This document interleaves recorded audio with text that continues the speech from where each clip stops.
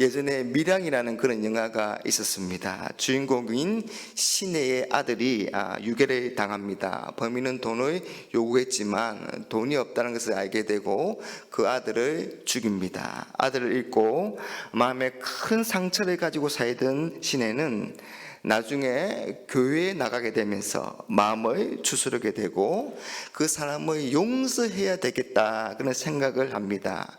그래서 범인이 있는 교도소로 찾아갑니다.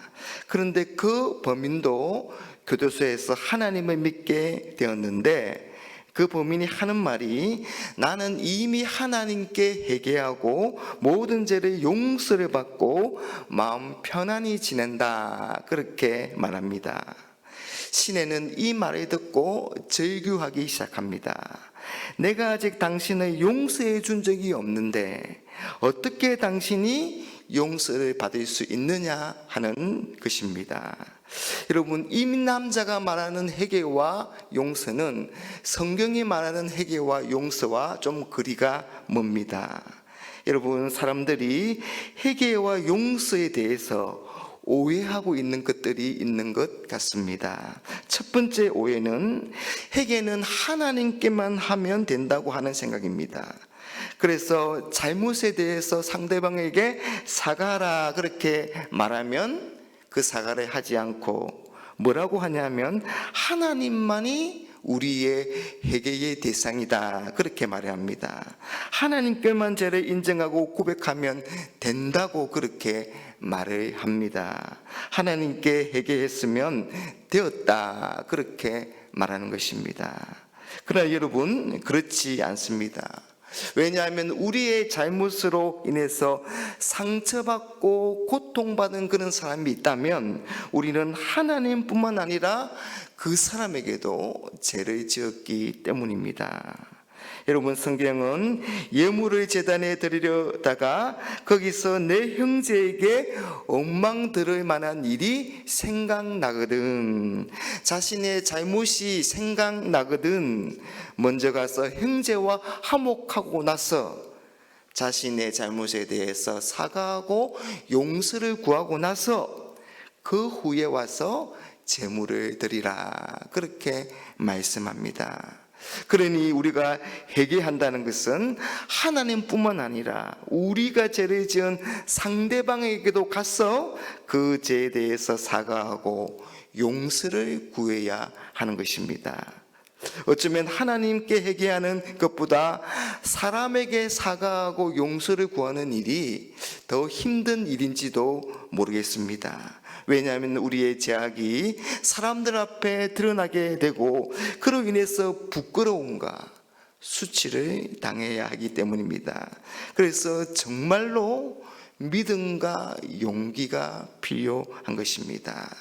그러나 진정으로 회개한 사람은 사람 앞에서도 사과하고 용서를 구할 수 있어야 합니다. 다음으로 회개와 용서에 관한 오해는 하나님이 용서하시면 그에 대한 벌은 없다 그렇게 생각하는 것입니다. 여러분, 하나님은 나단 선지자를 통해서 다윗의 죄를 지적하십니다. 그러자 다윗은 그 하나님의 말씀을 받아들이고 회개합니다. 하나님은 그런 다윗의 회개를 받으시고 다윗의 죄를 용서해 주십니다. 그런데 하나님은 이 다윗과 밧세바 사이에 태어난 아이를 죽이십니다. 여러분, 우리는 질문합니다. 하나님이 용서하셨는데 다윗의 아이는 왜 죽이시는 겁니까? 하나님이 다윗을 진짜 용서하신 게 맞습니까? 여러분, 하나님은 다윗을 진짜 용서하신 게 맞습니다. 여러분, 자녀들이 잘못했을 때 부모들이 어떻게 하는지를 살펴보면 될 것 같습니다. 아이가 화가 나서 물컵을 던져서 깨뜨렸습니다. 부모가 따끔하게 훈계를 합니다. 아이는 자기의 잘못을 인정하고 용서를 구합니다. 그러면 그 부모는 그 아이를 용서해 줍니다. 그런데 여러분, 그 다음에 부모는 어떻게 할까요? 아이에게 깨진 물컵을 줍게 하고 또 바닥에 쏟아진 물을 닦게 할 것입니다. 이런 부모가 아이에게 이렇게 하는 것은 그 아이를 진짜 용서하지 않았을까? 아닙니다. 부모는 아이에게 잘못에는 반드시 책임이 뒤따른다는 것을 가르치려고 그렇게 한 것입니다. 그래서 똑같은 잘못을 다시 하지 않도록 그렇게 하는 겁니다. 부모는 자신의 아이를 정말로 사랑하고 용서했기 때문에 그렇게 하는 것입니다. 그 아이를 위해서 그렇게 하는 것이지요. 여러분, 우리 하나님은 우리에게 어떤 죄든지 간에 우리가 회개하면 모두 다 용서해 주십니다. 그러나 동시에 반드시 그 죄에 대한 벌을 받게 하십니다. 잘못에 대한 대가를 지불하게 하시는 겁니다.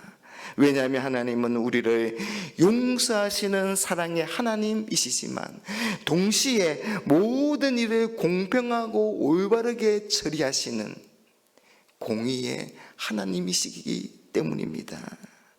여러분, 하나님이 우리를 용서해 주시면서 단순히 그래, 내가 용서하고 없는 것으로 해줄게 라고 하시면서 아무런 벌이 없으면 어떻게 되겠습니까? 그러면 하나님은 선한 사람과 악한 사람을 똑같이 대하시는 게 되므로 공의의 하나님이라고 할 수 없는 겁니다. 하나님의 공의에 따라서 다윗은 자신의 죄에 대한 책임을 지고 또 그 죄에 상하는 벌을 받은 것입니다. 그래서 다윗과 밧세바 사이에 태어난 아이가 죽었습니다. 여러분, 오늘 성경의 표현을 한번 잘 보시기 바랍니다. 오늘 15절 하반절에 우리아의 아내가 다윗에게 낳은 아이를 여호와께서 치심에 심히 앓은지라. 여러분, 성경은 왜 밧세바를 가리켜서 우리아의 아내라고 표현하고 있을까요? 여러분, 우리아는 이미 죽었고 그리고 다윗이 밧세바를 데리고 와서 자신의 아내로 삼았습니다. 우리 성경을 조금 앞쪽으로 넘겨서 11장 한번 찾겠습니다. 11장 27절 말씀입니다.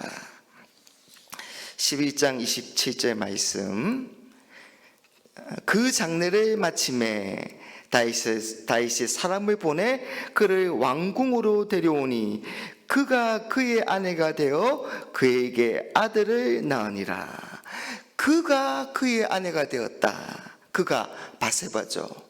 그의 다윗입니다. 밧세바가 다윗의 아내가 되었다라고 말합니다.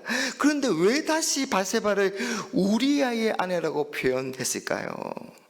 그것은 이 아이를 잉태했을 때 밧세바가 우리아의 아내였기 때문입니다.